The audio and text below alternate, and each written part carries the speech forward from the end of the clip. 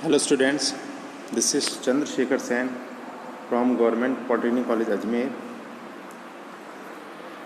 Students, today we will discuss on some numericals on the basis of slip in the three-phase induction motor. तो three phase induction motor के अंदर एक जो term हमने आज पढ़ी है स्लिप, उसके बारे में हमने पहले लेक्चर में पढ़ा था। तो आज उसके ऊपर कुछ न्यूमेरिकल्स है वो हम देखते हैं। आइए शुरू करते हैं आज का ई वीडियो लेक्चर। देखिए, तो इसको स्लिप के ऊपर कुछ जो न्यूमेरिकल्स है उसको सॉल्व करने के लिए कुछ फॉर्मूलेज मैंने यहाँ पर लिखे हैं, तो आप उनको देखिए। जैसे सबसे पहले synchronous, NS means synchronous speed, means 120F/P, ये इसका फॉर्मूला होता है। ये आपको हमेशा ध्यान रखना है क्योंकि इलेक्ट्रिकल में हमेशा काम आने वाला फार्मूला है कि 120F/P where F is the frequency and P is the number of pole. ठीक है, और इसकी जो यूनिट होती है वो होती है RPM। ठीक है, अगर हमको RPS में पता करना तो डिवाइडेड बाई 60 हम कर देते हैं, तो हमको 2F/P वैल्यू हमको मिलती है। अब हमको यहाँ पर देखिए, अगर हमको पोल की वैल्यू पता करनी है, नंबर ऑफ पोल्स पता करने हैं, तो NS है जो आपका वो इस तरह से क्रॉस मल्टीप्लाई होकर नीचे आएगा और हमको इक्वेशन ये वाली मिलेगी। और जो स्लिप की इक्वेशन जो मैंने बताई हुआ है NS माइनस NR भी लिख सकते हैं इसको आप, NS माइनस NR/NS इंटू 100, क्योंकि इसकी जो वैल्यू होती है वो डायमेंशन लेस है, तो हम इसको परसेंटेज में डिफाइन करते हैं। और अगर हमें स्लिप की स्पीड पता करनी है तो ये हमारा फॉर्मूला है, क्या स्पीड होगी स्लिप की, दोनों का डिफरेंस है वो उसकी स्पीड कहलाएगी। NS minus NR that is the slip speed. यहाँ पर देखिए स्लिप ऑफ द मोटर के अंदर अगर स्लिप ऑफ द मोटर अगर S है तो यहाँ पर NR हमको फाइंड आउट करना है, तो NR फाइंड आउट करने का ये फॉर्मूला है जो हमारे अक्सर काम आएगा, that is NR is equal to NS 1 minus S। तो ये कुछ फॉर्मूलाइज हैं जिनकी मदद से हम न्यूमेरिकल सॉल्व करेंगे। तो यहाँ देखिए कुछ न्यूमेरिकल्स मैंने यहाँ लिखे हैं, जैसे कि a slip ring induction motor run at 290 RPM, यानी कि एक इंडक्शन मोटर है वो 290 RPM पे चल रही है फुल लोड पर, और उसकी जो फ्रीक्वेंसी है वो है 50 हर्ट्ज़ जिस सप्लाई से कनेक्ट है वो। तो हमें पता करना है determine the number of poles and slips. तो देखिए हमें नंबर ऑफ पोल यानी P पता करना है और स्लिप पता करना है, हमको स्लिप की वैल्यू पता करनी है। ठीक है, तो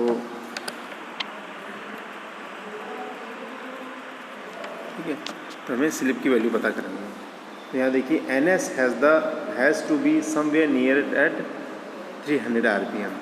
तो चूँकि हम थोड़ा अज्यूम करते हैं कि NR की वैल्यू 290 है, तो NS यानी सिंक्रोनस स्पीड उससे थोड़ा सा ज़्यादा हो सकती है, तो राउंड फिगर हमने लिया है यहाँ पर 300 है। If NS is assume to be 300 RPM, then यहाँ वैल्यू पुट कर दी, NS की वैल्यू पुट कर दी, यहाँ पर NS यहाँ पुट कर दिया, 120F/P रख दिया, तो P की वैल्यू 20 आ गई, और P की वैल्यू 20 आ गई तो हम स्लिप पता कर सकते हैं जो कि NS माइनस NR/NS है। ठीक है, तो फाइनली हमको यहाँ पर जो स्लिप मिली है वो 3.33% मिली है। तो इसकी मैं रेंज भी आपको बताना चाहता हूँ कि जो इंडक्शन मोटर में स्लिप की रेंज होती है वो लगभग 4 to 6% इतनी वैल्यू जो हमको स्लिप की मिलेगी न्यूमेरिकल हम जब सॉल्व करेंगे। ठीक है, नेक्स्ट न्यूमेरिकल देखते हैं। देखिए नेक्स्ट एग्जांपल है, the stator of three phase induction motor has 3 slots per pole पर फेज। तो एक थ्री फेज इंडक्शन मोटर है, उसके अंदर जो 3 स्लॉट्स पर पोल पर फेज है उसकी, और सप्लाई फ्रीक्वेंसी उसकी है 50 हर्ट्ज़। तो हमें कैलकुलेट करना है number 1 number of stator pole. ठीक है, number of stator pole produced and total number of slots on stator, कि कितने स्लॉट्स होंगे स्टेटर में, हमको ये पता करना है। फर्स्ट चीज़ तो हमारी ये हो गई।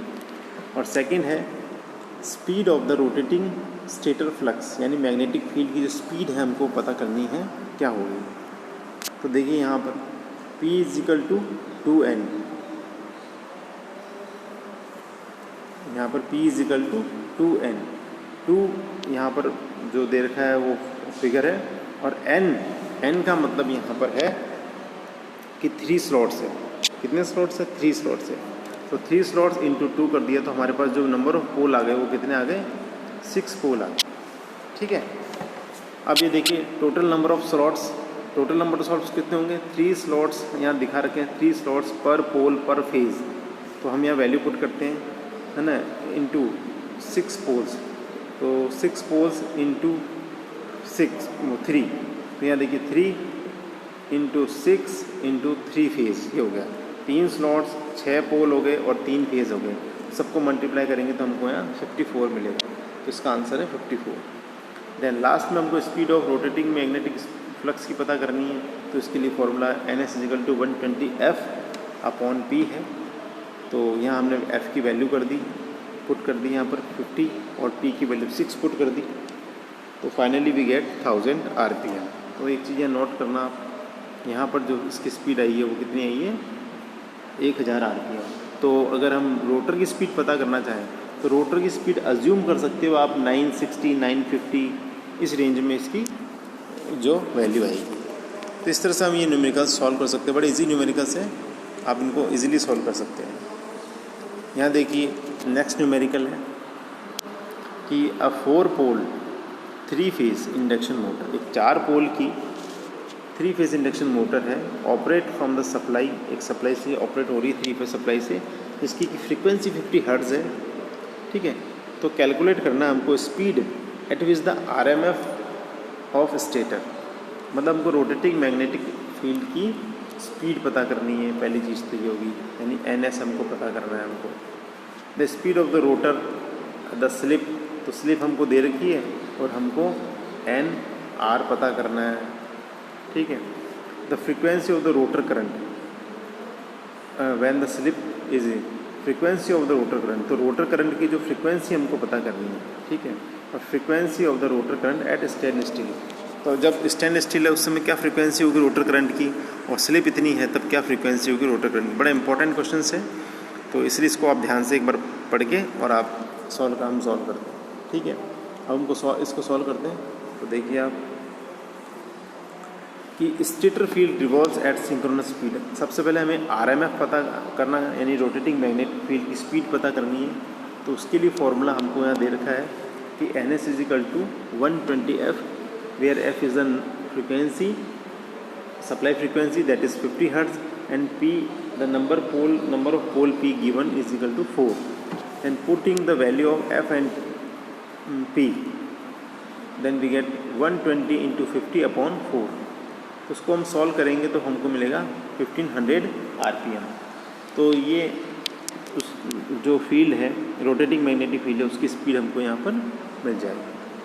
अब हमें रोटर की स्पीड पता करनी है। रोटर की स्पीड का फॉर्मूला देखिए, हमने देखा था कि NR = NS 1 - S, और स्लिप की वैल्यू हमको यहाँ दे रखी है 0.04।